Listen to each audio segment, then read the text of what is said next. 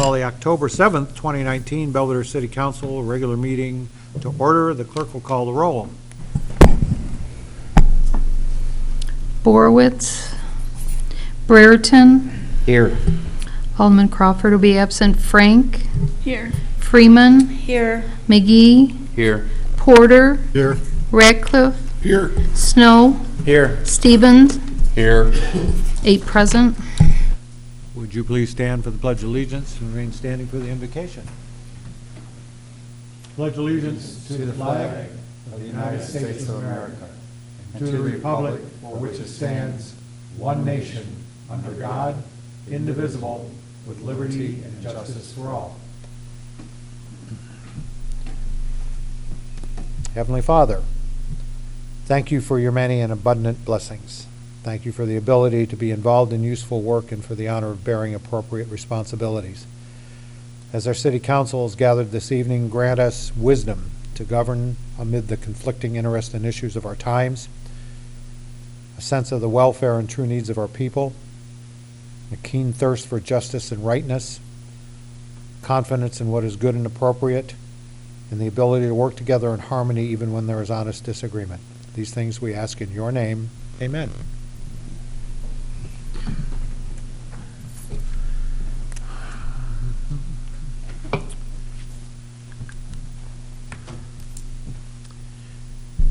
So, under public comment, we don't have anyone registered with the clerk at this point.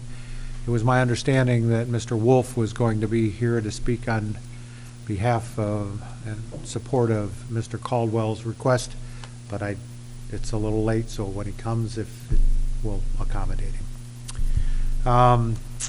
Approval of minutes. So, may I have a motion to approve the minutes of the regular meeting of the Belvidere City Council of September 16th, 2019, as presented. Motion by Alderman Frank, second by Alderman Porter. Questions, comments, or proposed amendments to the minutes as presented? Hearing none, all those in favor of approval will, when your name is called, signify by saying aye. Those opposed, nay. Brereton, Aye. Frank, Aye. Freeman, Aye. McGee, Aye. Porter, Aye. Radcliffe, Aye. Snow, Aye. Stevens, Aye. 8 in favor. Minutes are approved unanimously. Under number 5, public hearing, we have none this evening. Under number 6, special messages and proclamations. I'd just like to say that today was one of those great days in the history of our city, that we had a lot of wonderful things that happened. The unveiling of the beautiful statue, the tribute to fire and police, the fire department open house and the helicopter landed this year. Stroll, we unveiled the newest mural that is a mural that captures past and present. And we did ribbon cuttings on 2 businesses, the new tattoo parlor and the Planet Fitness down in the. We got a tour of Planet Fitness. That's really a nice place. They've got some real nice stuff down there. So it was a great day for the community. I hope some of you had the opportunity to enjoy it. Under approval of expenditures, we have none this evening. Under committee reports and minutes of city officers, please note that items A through C have been received and placed on file, which brings us to item D, minutes of committee of the whole, public safety and finance and personnel of September 23rd, 2019. I'll entertain a motion to approve. Motion by Alderman Ratcliffe, second by Alderman Burton. Questions, comments, or proposed amendments to the minutes as presented? Hearing none, all those in favor of approval will, when your name is called, signify by saying aye. Those opposed, nay. Frank, Aye. Freeman, Aye. McGee, Aye. Porter, Aye. Radcliffe, Aye. Snow, Aye. Stevens, Aye. Brereton, Aye. 8 in favor. Minutes are approved unanimously. Under number 9, unfinished business, first up we have ordinance 468H, a second reading. An ordinance amending section 118-34, dangerous dead or diseased trees of the city of Belvidere Municipal Code. May I have a motion to approve? Motion by Alderman Snow. Do I have a second? Do I have a second? This actually comes back after a motion to reconsider. What are you showing me? The original motion was made by Snow and seconded by Radcliffe. That's correct. The original motion was made by Alderman Snow, seconded by Alderman Ratcliffe. Interestingly, give me 1 second. As I've mentioned to you before, after a motion to reconsider, it comes back to the city council in the same position it was in at second reading. Unfortunately, where our code is silent. If you give me 1 second, I'll pull it up so you can read it to all of you.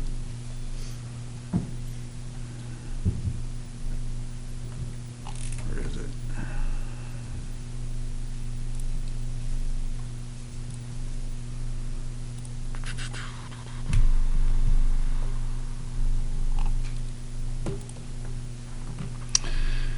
It provides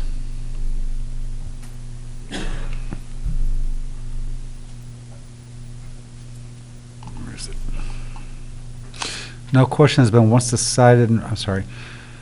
It shall be in order for any member who voted on the side which prevailed to move at reconsideration thereof at the same meeting or the next regular meeting of the city council, but not thereafter. You did that last city council meeting. No question has been once decided and reconsidered and decided a second time shall be again be reconsidered. If the motion reconsidered passes, which it did, the original motion, resolution, or ordinance will be placed on the agenda of the next regular or special city council meeting. So what it doesn't answer is it placed in the position of second reading, which requires a motion and a second, or just presume that the motion and second is already made and you're simply at discussion. For purposes of making sure you have a clear record, if there is no second to the motion, I would say it dies, although I think it'd be more advantageous for the record if there was a second and then a vote down if you choose to vote down the motion, or a vote up in case you want to pass the ordinance. I'll second. Okay, second by Alderman Ratcliffe. Questions, comments, or further discussion? Yes, Alderman Snow. So again, I would encourage you to vote for this. All we're really trying to accomplish is to encourage people that wouldn't otherwise get this done to take care of it. The people are going to find out that when these trees start going down, that they're going to have issues not only with their homes and other people's homes, and then they're going to find out that they may not have coverage with their homeowner's insurance because it's a dead tree and they weren't proactive in taking it down. So I don't think the city has to come down heavy-handed on enforcement, but it would definitely go a long way to try to encourage that. Additional questions or comments? Alderman Porter. Are we allowed to make another amendment to it at this point? It's at second reading, so you can make whatever amendments you deem appropriate.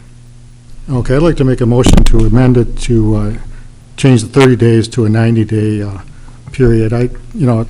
Taking a tree down is, from what I understand, between $700 to $1,000, and I think 30 days might be a little short time to ask somebody to get that kind of money together to pay for it, so I'd like to make a motion to amend to 90 days. You're referring to the clause in subsection B, which provides that the owner of any tree in the city constitute a hazard to life or property or harbors disease, constitute a threat to other trees, shall remove such tree within 30 days, make that 90 days after written notice to do so. So, motion to amend and a second to amend. All those in favor of amending the clause from 30 to 90 days, will, when your name is called, signify by saying aye. Those opposed, nay. Do you want discussion on it first? Does anybody want to discuss it? Excuse me. I got ahead of myself.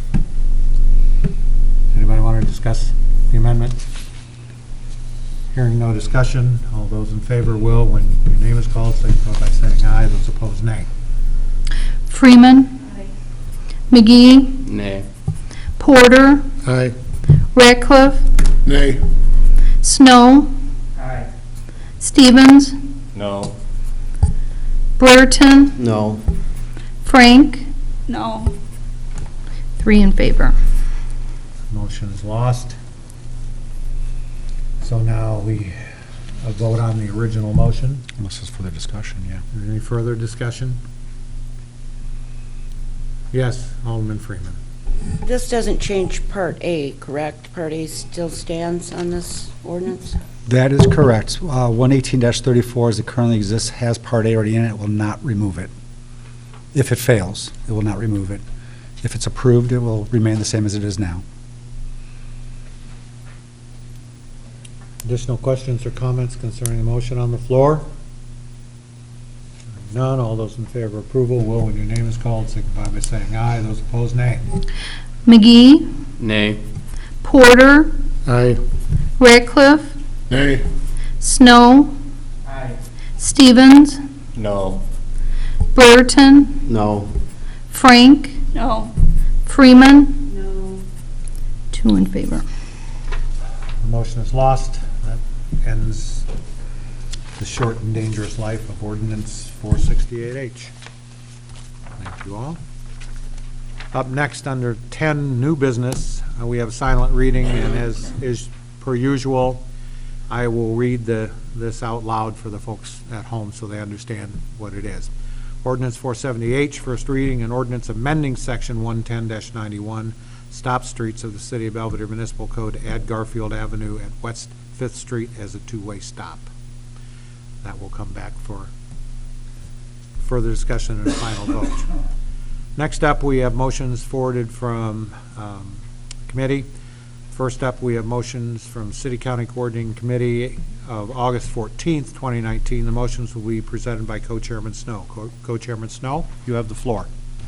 Thank you, Your Honor. Motion to pay invoice number I-9378823 to PDC Laboratories in the amount of $7,931.81, and it should also read with a 50-50 split with the city and the county, which I think it did in the meeting minutes for that. Okay, we'll make a note. Motion out of committee. Questions, comments, further discussion? Hearing none, all those in favor of approval will, when your name is called, signify by saying aye. Those opposed, nay. Porter, Aye. Ratcliffe, Aye. Snow, Aye. Stevens, Aye. Brereton, Aye. Frank, Aye. Freeman, Aye. McGee, Aye. 8 in favor. Motion is approved unanimously. Thank you, Co-Chairman Snow. Next, we have motions forwarded in Committee of the Whole, Public Safety and Finance and Personnel of September 23rd, 2019. Motions will be presented by Co-Chairman Brereton. Co-Chairman Brereton, you have the floor. Thank you. A, motion to authorize approval of entering into an agreement with Brycer Compliance Engine. Motion out of committee. Questions, comments, or further discussion? Yes, Alderman Brereton. I was just looking through this. I see it's a 3-year agreement, correct? I do not have that in front of me. Alderman, excuse me, Attorney Drella, did you have that? It is. Okay, I was just, can we make that a 1-year agreement to see how it pans out? I'll pull it up in a second, but I believe it also has an out clause where we can cancel a contract if we choose, so. Also keep in mind that this agreement, we're not actually paying anything for it. All fees are paid by the companies submitting reports to the, sorry, I'm going to have to page through to the right section. Number, the To, it's paragraph. being paid by the company submitting the report to Brycer pays the fee. The city does not. So this is no cost to the city. Alderman Snow? On the first page under term, the last line says client shall have the right to terminate the agreement within 90 days of Right. written notice, so. Yeah, just pulled that up. Yes, Alderman Freeman. So on the second page, Al, I'll pass this to you so you can see it. Under operating system, it says that the client, which is us, will be solely responsible for providing a proper operating equipment, including computer hardware or other equipment and software for any portion of the solution installed on the client's equipment and for the installation of network connections to the internet. In addition to any other client access software requirements, the client must use one of these versions, in addition to having a PDF reader installed, machines to view the attachments. Do we have all of these? I'll jump in now. Yes, we do. Those are all just, all of their, want to make sure is they use the most recent version of Microsoft Windows operating system, as well as the most recent version of IE, Internet Explorer, or, for example, Firefox would work as well. And you can get Adobe PDF, whatever, which all free readers, and all of our computers have them on them. So we're not going to have to pay for any software or anything. The other thing is training. The client shall allow Brycer at our facility to train our personnel. Is that going to incorporate any overtime, you think? Yeah, well, Inspector Tangy will have to sit in on those, and I'd rather he do that off-duty. So, yes, it will. Additional questions or comments? Alderman Burton? Okay, so then we're going to they're going to charge the business or whoever's inspected. Yep, there'll be, the third party will be charged, I believe it to be $15 or Yeah. $10. I'm not sure. I'm sorry, I don't have it in front of me. Best example is there are various entities out there that provide inspection services. For example, Fox Valley Fire does that, as do several others. And they'll come in, they'll inspect a business's alarm system, they'll inspect your fire extinguishers, the whole bit, and they file the report with, in this case, Brycer. Right now, they file it with the fire department, supposedly. They file it with Brycer, they pay the fee. In other words, the ADT, Fox Valley, whoever would pay that fee. Will they pass it on to the local business? I'm sure they will. But it's actually charged to the inspector. Okay. Alderman Stevens, then Alderman Freeman. The way I had this explained to me quite a while ago is Brycer will keep the records of when the sprinkler system was inspected, the hood was inspected and cleaned, the fire extinguishers are done, and once it gets out of the date period that it was supposed to have been done, they will alert the fire department. They will be taking and keeping all this information instead of, for the fire department and the city, instead of someone, say at the fire department, that has to make a note a year out to say, hey, we've got to do this. So it'll take a little less off of our inspectors, and basically they'll get an email that says, hey, guess what? So it'll be easier for our guys. Alderman Freeman? So it's just strictly administrative help? Yeah, that's correct. It's administrative. What they do is they'll recognize deficiencies, they'll recognize renewals, and then when people are overdue for their life safety systems to be inspected. So that's true. Alderman Snow? So I guess my question at this point would be the fact that 3 years down the road, if we or they decide that it's not working out for anybody or whatever, or they go out of business or whatever, are we going to be able to have record retention during that time period? Or is it all just going to be stored on their software and we're not going to have any backup on our end? That's why the software is on our computer. No, it's not. I thought it was. It says it requires for us to be able to run their software, so we're able to access their software, right? It's a web-based solution, so Okay, the data is actually stored on their servers. But we have access to it. Yes. But if they go kaput, would we still have, I'm just tossing it out there that if we need to have a backup just for. So what just they because. will be doing on a regular basis is sending us a notification that there's non-compliance with inspection. And so we would then have those records within our own records as well. It would not just be on theirs. Typically, the way these things work out is there's a clause in there, and it's in the boilerplate language that is too small for me to read on the screen. But what they do is they say, if you decide to cancel the contract or you don't renew, we'll give you the data in a format. It's usually some kind of an ASCII format or an HTML format, and then you just put it into whatever new system you're going to use. We've experienced before. Sometimes it takes a little bit of time to get that done. Sometimes they're not as helpful as they could be in getting it done, but it is contractually required. But the reality is this is not data that's overly sensitive because we have been informed what was not submitted that should have been, and that will be in our own file servers anyway on their Firehouse software. So. Let me ask the chief a question. What was the goal of acquiring this software from your command standpoint? Well, the goal is obviously that right now we don't have the manpower to be out there taking care of the business the way we're supposed to be, that we're mandated to do. This is going to take away a lot of the administrative difficulties that we'd have getting that kind of information, and right now, I can't, personally, we need something like this to give us that extra hand. And like I said, we just don't have the time or the manpower to do this on our own. Efficiently and regularly, right? Yes, I think, between our fire department, it's going to be open up lines of communications between the inspection contractors and also local buildings. So saves time and it lowers administrative cost.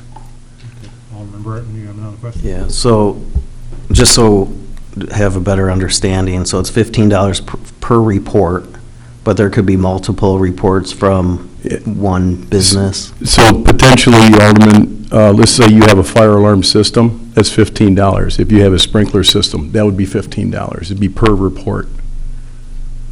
Okay, and will these visits be scheduled or unannounced?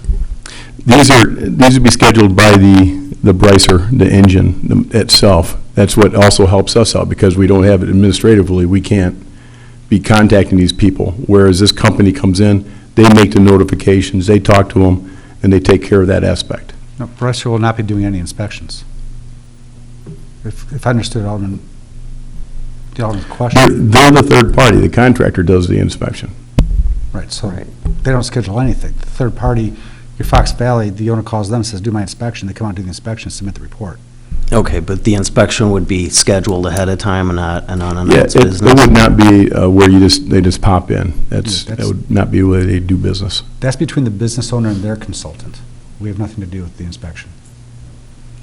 I think bottom line here is we're trying to promote fire safety. And we don't have the manpower, nor have we ever had the manpower to efficiently and regularly inspect all of the businesses in town that have situations that require, really, fire inspection.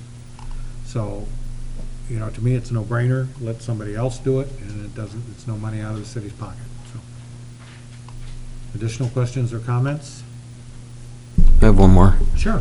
Do we have other businesses besides Bricer, other companies that would perform these tasks? There are other ones out there, but this is the one that's approached us, and they seem to have everything in place that we need. Also, they have 5 local agencies, North Park, Sycamore, some other, I can't right off the top of my head, also are using them. Harlem Roscoe is another one local, so we feel good about the fact that would be something, this is a system we'd like to go with. And Alderman Byrne, I did find the clause, the format they'll give to us is actually an XML format. If we request the data, they will give it to us within 60 days in XML format. Additional questions or comments concerning the motion now on the floor? Hearing none, all those in favor of approval will, when your name is called, signify by saying aye. Those opposed, nay. Ratcliffe? Aye. Snow? Aye. Stevens? Aye. Brereton? No. Frank? Aye. Freeman? Aye. McGee? Aye. Porter? Aye. 7 in favor. Motion is approved. Item B, B, a motion to accept from General Mills Foundation Hometown Grant Making Program a check in the amount of $15,000. This check will be utilized for hazmat monitoring equipment budget 01-5-220-8200. motion on the committee. Questions, comments, or further discussion concerning the motion now on the floor? Hearing none, all those in favor of approval will, when your name is called, signify by saying aye. Those opposed, nay. Snow? Aye. Stevens? Aye. Brereton? Aye. Frank? Aye. Freeman? Aye. McGee? Aye. Porter? Aye. Ratcliffe? Aye. 8 in favor. Motion is approved unanimously. Thank you, Co-Chairman Byrd. Thank you. Next, we have motions of finance and personnel, which will be presented by Chairman Ratcliffe. Chairman Ratcliffe, you now have the floor. Thank you, Mayor. C, motion to approve city attorney drafting an ordinance for gas use tax and agreement with NICOR to collect tax. We have a motion to that effect. We have that on committee. Okay, motion on committee, excuse me. Questions, comments, or further discussion? Alderman Freeman? I don't like this. My feeling is, like, I use Nicor because I trust them. I went with one of these people before, and it was a bad experience, so I went back to Nicor. But I feel like, if people are willing to look elsewhere to save a dime, more power to them. Additional questions or comments? Alderman Snow? Just so we're all clear, my understanding is this is gonna tap for the infamous utility tax, people who are not participating and paying into that, like the rest of us who use Nicor for our gas supply and billing. We all pay the 5% tax, where a boatload of these people are apparently not paying that, and the rest of us are picking up a bigger share of that dollar amount. So this is really dealing not with residential so much as it is with industrial, which is mounting to hundreds of thousands of dollars. Attorney Drella has prepared a presentation to explain kind of where we are with this and what we're doing as we go forward.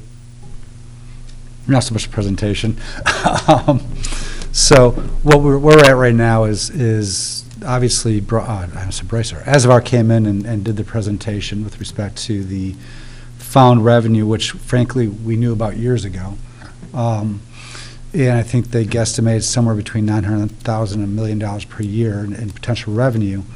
What this revenue is, as Alderman Snow indicated, currently the utility tax, which is collected through the state and ultimately through Nicor, is a tax upon the sale of natural gas. Everybody's in their homes, or most people, and industry uses.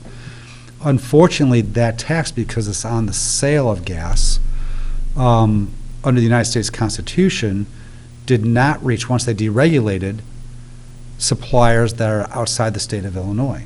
So if you buy your natural gas from a supplier that's outside the state of Illinois, there's no tax upon that, on that sale, and therefore, of course, it's not passed on to you as a consumer. Whereas if you buy gas from Nicor, because they are within the state of Illinois, that 5% tax is added on. So those that would support this kind of tax would say what you do is actually leveling the playing field for all of your constituents. Now everybody's going to be paying the tax.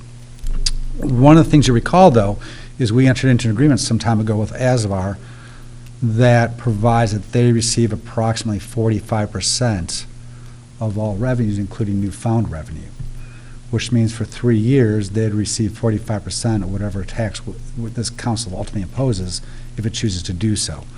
What the mayor, myself, and Ms. Tobin have begun doing at the request of some elected officials is negotiating with Azavar to lower that contingency fee.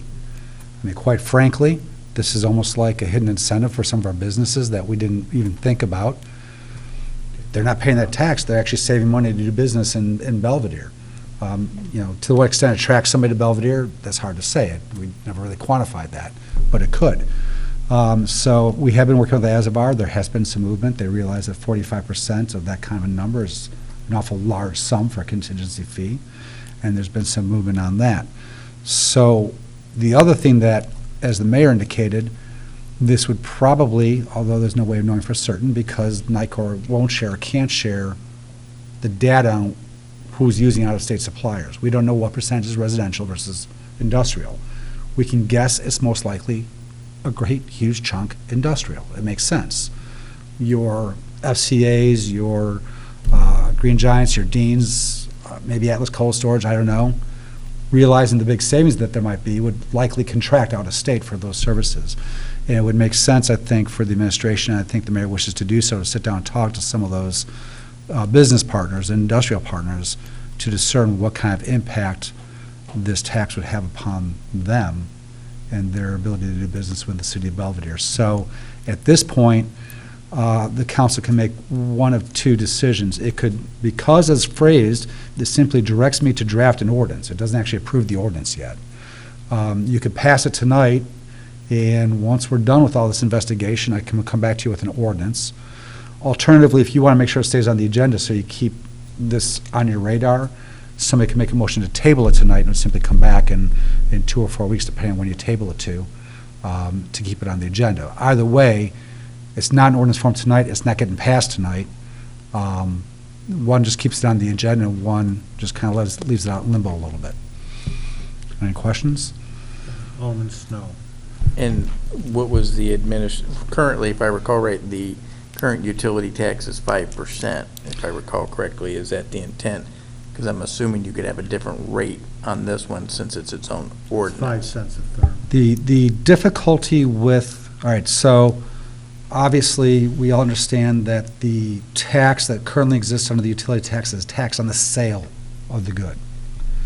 The tax that's being proposed is actually a tax on the consumption of the gas. Ultimately, that tax is actually on the end user, similar to what the gasoline taxes are in the state of Illinois and our local gas tax. Because of that, it can't be a percent of gross sales. And by the way, this is the way it has to be to comply with the U.S. Constitution. So we have to do it on a per therm basis. The ordinance that has been proposed, at least verbally to you, it would impose a charge of 5 cents per therm. That was what a lot of other municipalities have done. If the price of gas is high, that approximates the cost of the 5% tax. If gas taxes are low, it might be a little bit high. If taxes are real high, it might be a little bit low. It's something that we'd have to come back and look at every 2 or 3 years and adjust that per therm rate to kind of match what tax the price of gas has been. Alderman Freeman. Becky, didn't we just discuss a year or two ago, didn't we just do this with like ComEd? Didn't we find a bunch of ComEd people that weren't paying the utility tax? We did. Ozavar found a few that had not been paying, and now they are. So the difference here is with ComEd, everyone is paying it, and that makes a difference in your revenues. Your utility tax for ComEd generates a little over $1.4 million a year. NICOR, your gas should be similar to that number, and it's not. It's at about $325,000 a year. So that's how you know something's not right when you're generating $1.4 million off electric and a little over $300,000 off gas. I mean, I've questioned it since I've been here. I'm like, why is this number so low? I'm like, this doesn't make any sense, and this is why. Do you know how much our revenue did go up after we did the ComEd thing, so everybody had to pay? And did you find out if it was mostly industrial? For that, I think there was only, there was about 15 parcels, properties, and the biggest one was your AmeriCold, cold storage. So they started paying the utility tax, and they hadn't been. The other ones were pretty small in reference to that one. I did want to clarify something. We didn't actually do anything on the ComEd side at all. That was not a situation where the tax was not being imposed by the city. That was a situation where, for some reason, ComEd thought that the entity was not within our corporate limits. So all they did was correct the maps so that those taxes would be, number one, retroactively collected, and also moving forward. Right, yeah, we didn't actually pass anything. They just found, like the city attorney said, parcels that should have been included in the city limits that were not paying it that should have been. But you can also get outside ComEd suppliers too. Oh, under the state, all right, so more than you really want to know probably. The state of Illinois, the General Assembly, in my mind, screwed up. Years ago, when they went through deregulation of gas and electric, they modified the system in which electric taxes are imposed, and they moved all those away from a gross percentage of sales basis. All of electricity is actually imposed on the end user, and it's on a per kilowatt hour basis. So the state fixed that years ago, and so that's been taken care of under deregulation. For some reason, they didn't fix it on the natural gas side. Speaking to your experience with going away from NICOR, in my experience, most of the people that I know that have shopped for gas, they end up going back to NICOR because NICOR provides more than just the gas.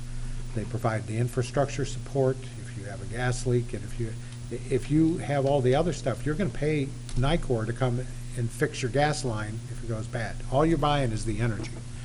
So, and based on what we surmise, is that it's not the residential customer that, I mean, at 5 cents a therm, it's not the residential customer that owes us $1 million. You know, it's our big users. And I wanted to have the time while we're negotiating, and we've already had some success in the negotiations, so to speak, and about how much their end is going to be and for how long they would collect it. We're in that in that arena right now. So as that goes forward, I want to have the opportunity to speak with our biggest users and say, look, here's what we've got. How do you guys feel about it? You know, I want to find out if we're going to, you know, if somebody's going to shut down their factory and move away, which I know is not true, and they know that they've been getting away with it, and it's a cost of doing business. And so when you start looking at real money like this is money that we need, as opposed to having to raise taxes on individual taxpayers. This is an industrial approach to getting the fair share that they should have been paying all along. And as Mr. Drella pointed out so succinctly, the state government, when they fixed the electrical, didn't fix the gas. So what we would like to do is continue to pursue this. If we vote this up tonight, nothing will happen until we've gone through all of the things we've talked about and bring it back to you in an ordinance form for you to motion, second, and pass. Or you can table it just so it stays on our agenda until we resolve these things. So it's up to you. If somebody wants to make a motion to table, we can do that, or we can have a motion to approve and then a second, and vote on it. It's actually motion on We had a committee. motion on Motion to committee. committee. So what's your pleasure? It's open floor. Go ahead. Well, I'd like to hear what these businesses feel about this. So I'll make a motion to table. Okay? We need Who will one. second? Porter. So Burton made the motion, Alderman Porter seconded. It's tabled. And all those in favor signify by saying aye. Or do you want a roll call? Nope, no discussion. All right. That takes care of that.